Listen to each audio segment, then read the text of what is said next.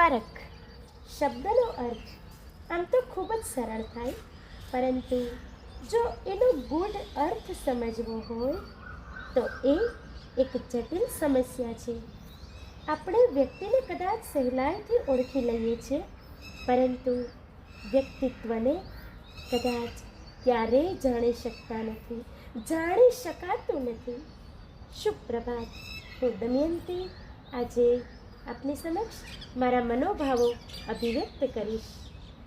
આજના મારા ગુજરાતી સ્વરચિત કાવ્યનું શીર્ષક છે વ્યક્તિત્વ. કાવ્ય શીર્ષક વ્યક્તિત્વ. અખિલ જગતની એ વિશેષતા અલગ અલગ અસ્તિત્વ, અખિલ જગતની એ વિશેષતા અલગ અલગ અસ્તિત્વ, સકળ દોષને નિવારવા બહુ સાથ આપે વ્યક્તિત્વ. અખિલ જગતની એ વિશેષતા અલગ અલગ અસ્તિત્વ, સકળ દોષને નિવારવા બહુ સાથ આપે વ્યક્તિત્વ. અજબ ગજબ એ સમય વર્તતા, અજબ ગજબ એ સમય વર્તતા સ્થિતિ કાર્યનું મહત્વ, અજબ ગજબ એ સમય વર્તતા સ્થિતિ કાર્યનું મહત્વ, ને તેમાં નિર્ણય નિસ્વાર્થી ખુશ રાખે વ્યક્તિત્વ.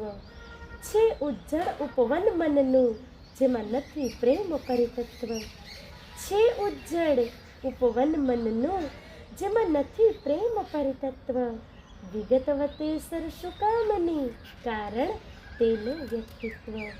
અભિમાનને લોભ મોહ એ મૃત્યુલોકનું તત્વ.